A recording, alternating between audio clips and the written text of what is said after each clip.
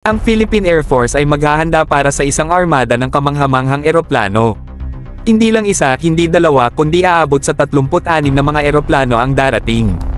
Isipin nyo to, mga bro, kakailanganin ito para sa 3 matitibay na grupo, at bawat grupo ay mayroong 12 multi-role fighters.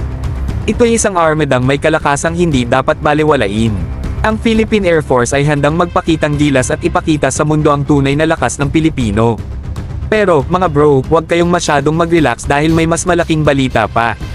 Ang Estados Unidos at Pilipinas ay malapit ng magkasundo sa isang deal na talagang papakilig sa ating lahat. Usap-usapan na ang Block 50 F-16s, mga bro.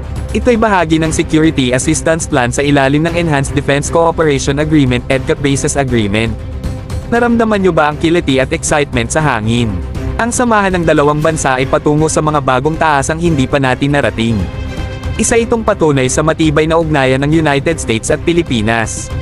Kaya magsilbi na tayong handa upang masaksihan ang lakas, ang husay, at ang kabog na pagpapakita ng mga F-16s habang lumilipad sa mga kalangitan, nagtatanggol sa ating bansa at nagtataguyod ng ating mga prinsipyo. Ito'y isang malaking pagbabago, mga bro, at ito'y nagaganap na sa ating harapan. Ngayon, hayaan nating bigyan ng pugay ang mga kamanghamanghang lalaki at babae ng Philippine Air Force na mamamahala sa mga eroplanong ito.